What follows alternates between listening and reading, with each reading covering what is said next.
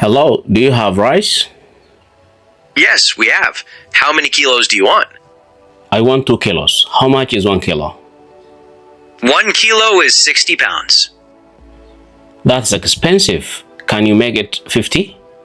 No, I can't, but I can make it 55. Okay, I will take it. Do you have sugar? Yes, sugar is 40 pounds per kilo. Give me 1 kilo, please. Here you are. Anything else? No, that's all. How much is in total?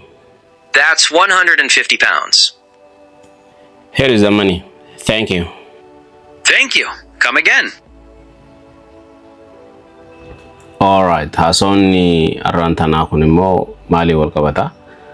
Dukkaana dheenee yookiin immoo bakka irraa waa bitatan dheenee yeroo haasawaa goonuudhaan kan wal qabatu jechuudha.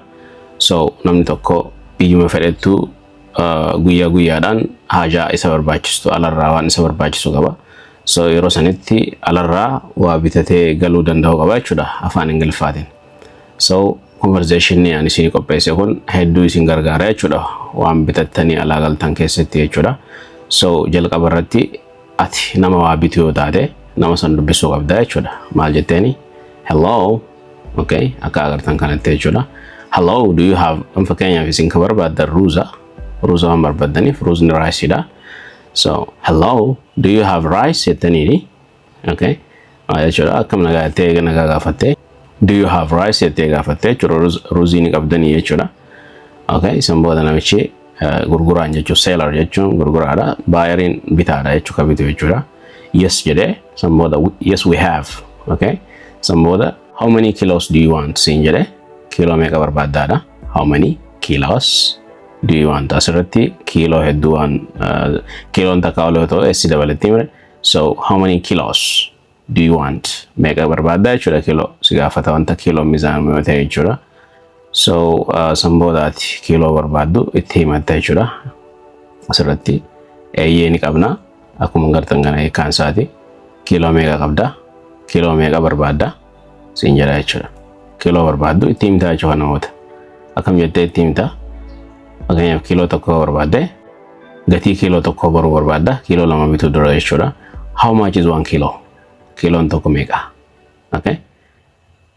Asirratti akkuma agartan kana kiiloo lama barbaada.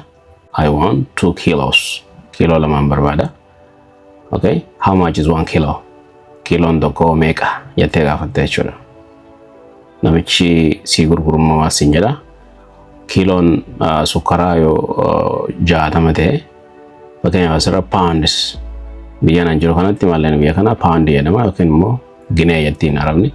So asirratti poundii fayyadamna jechuudha. Poundiin tun biyyoota adda addaa keessa jirti akkuma doolaariinis biyya adda addaa keessa jiru. Biyya hedduutu biyyoota addunyaa kanarraa biyyoota hedduutu doolaara fayyadama. Doolaara Ameerikaa, doolaara akkasii jedhameeti garuu hundinuu adda adda jechuudha vaalii yookiin gatiin isaati. Biyya amma jiru kanattis poundii jedhanii poundiin nuti biyya tana fayyadamnuu fi poundiin biyya Ingilizii fayyadamtus wal addaa jechuudha. So maqaatu tokko jechuudha. Akkuma biyyoota Arabaa keessa riyaala maal jedhanii maallaqni jirutti so biyyoota hedduutu maqaa kana share godha jechuudha. So 1 kilo is 60 pounds jedhanii sukkarri kiiloon takka meeqa jedheni poundii 60 jedhen yookiin immoo ginee 60 siin jedha jechuudha. Yeroo kanatti sitti qaala'uu danda'a jechuudha.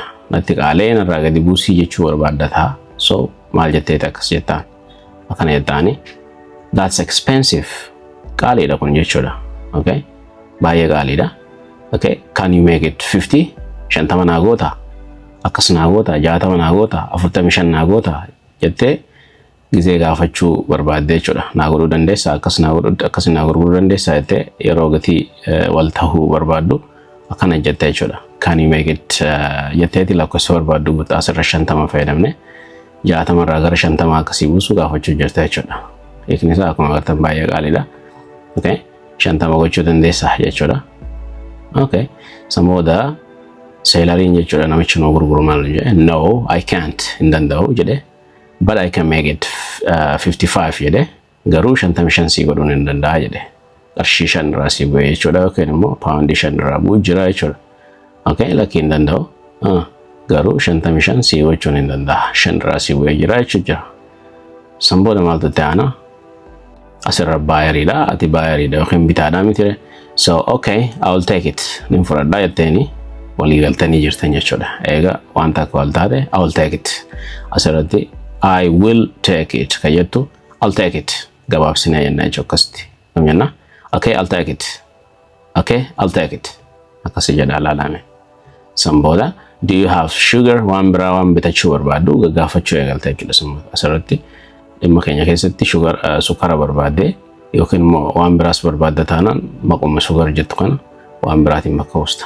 Do you have flowers? Do you have honey? Do you have watermelon?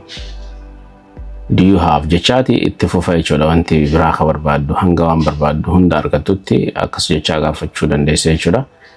Okay, hiikni isaa akkuma agartan tolee hayyee nan fudhadha. Okay, I'll take it jechuudha. San booda waan biraa gisee gaafachuu barbaadde sukara qabdu yookiin qabda akkasii gaafatte jechuudha. San booda seelarii maal nun jedhe? Namichi nu gurguru maal nun jedhe? Yes, sugar is 40 pounds.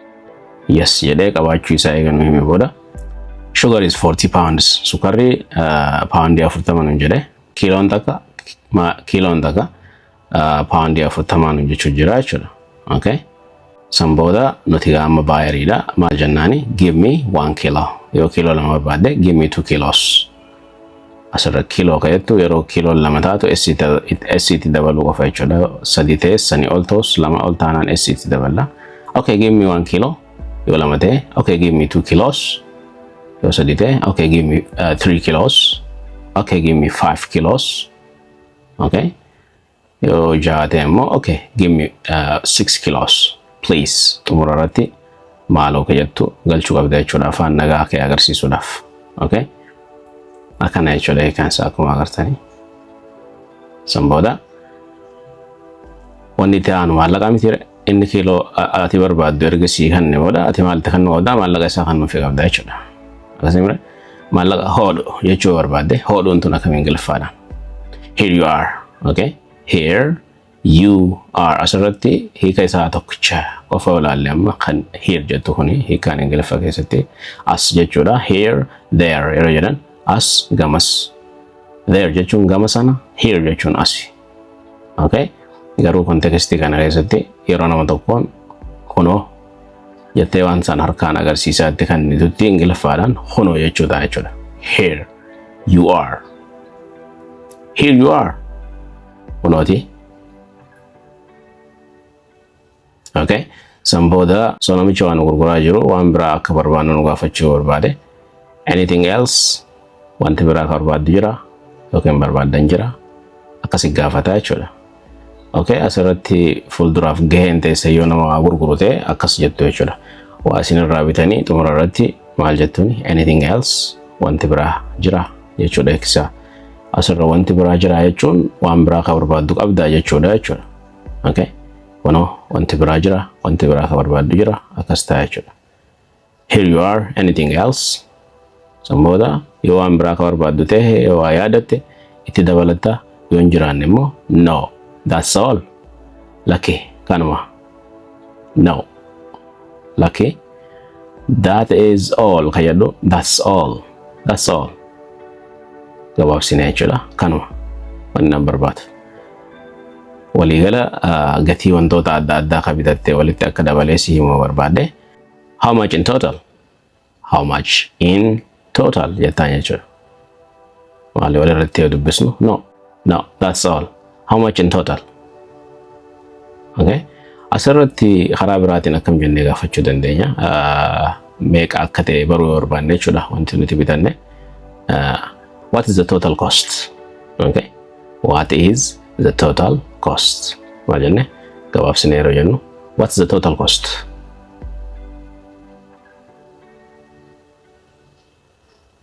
Yookiin immoo gabaabsinee what is the total place? Meeqa waliigala meeqa dhufame jechuudhaaf jechuudha. Okay, hiikni isaa akkuma agartan kana jechuudha. Waliigalli isaa meeqa jechuudha. Walirra dabalee 150 fide isaaba. That's 150 pounds jedhe jechuudha. That's 150 pounds. That's 150 pounds. Dafnee akkasii jenna jechuudha. maal jenne that's 150 pounds. That's 150 pounds. Okay, walumaa galatti paawundii 150 jedha.